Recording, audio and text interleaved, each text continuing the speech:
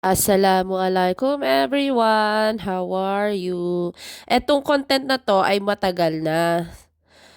At sabi nung asawa ko lilinisan daw niya yung sasakyan namin kasi nga daw ay napakadumi, tingnan niyo naman.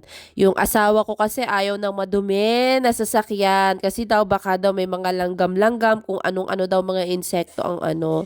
Ang sabi ko sa kanya, hindi naman maiiwasan yan kasi nga may bata tayo. Sabi ko gano'n sa kanya.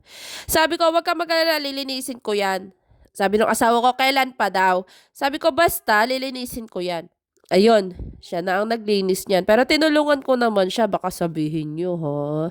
Tinulungan ko yung asawa ko na 'yan maglinis. Kasi nga yung asawa ko na 'yan ay napakasipag, masipag na, matalino pa, lahat na. Package ko yang nakuha.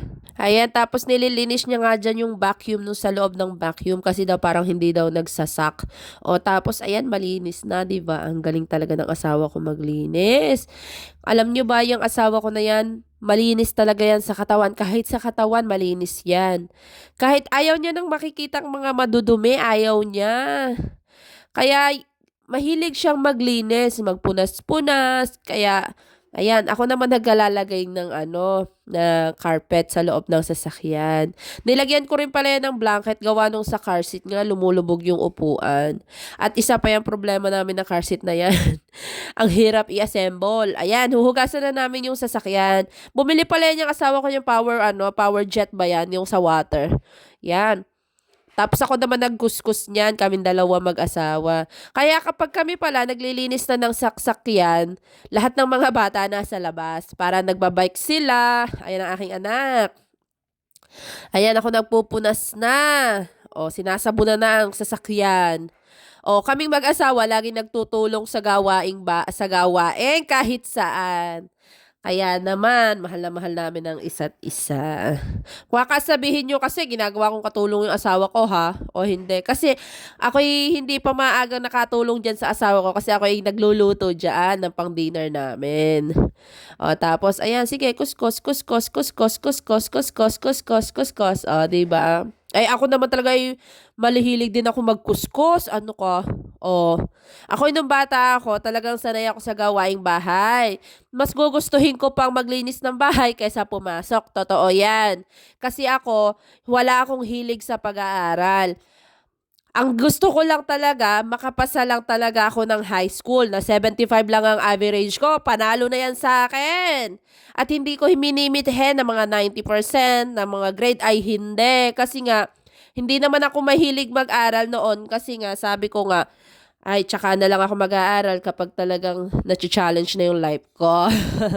Oh, 'di ba? Kaya talaga yung grade ko talaga, kada napasok ako from high school to 4th year, ano, talagang 75 lang. Minsan nga nakaka-85. Oh, sayang-saya na ako do'n. Minsan nga yung iba ay honor pa, honor. Ang lalaki ng mga grade nila. O nasan sila ngayon, 'di ba? Oh, nakarating sa Australia ang 75 na grade, oh, 'di ba? Sa buhay naman kailangan mo lang wala kang tinatapakang tao, nirerespeto mo magulang mo, ino-obey mo mga tao, basta wala kang sinasaktan, wala kang tinatapakan, ay talaga naman bibiyayaan ka ng Diyos. O, 'di ba? Maraming maraming salamat talaga sa aking asawa. Ayan, sa taas pa 'yan, nililinisan pa ng aking asawa 'yan, sa taas pa. Pinupunasan na nga pala namin 'yan. O, yung asawa ko pinupunasan na. O, tapos nilalagyan niya pa 'yan ng spray. O sabi ko sa aking asawa at ayun mamahinga. Ay, sabi ko, "Ay hindi, may a-assemblein pala ako na car seat." Sabi kong gano'n sa kanya. O ayan, dinadamitan ko na ulit yung car seat, nilabahan ko 'yan, eh. O tapos binalik ko rin naman after ng laba kasi sabi ko matutuyo naman 'yan sa loob ng sasakyan. O tapos ina-assemble na namin. Tapos ina-assemble na namin o ayan ayos na. Akala ko ayos na. O 'di ayan, inaano pa namin. Ang hirap kasi i-assemble talaga niyan, alam niyo ba? Yung para bang ilalagay sa Naka-reclining kasi yan. Buti na lang talaga may mga asawa akong matalino.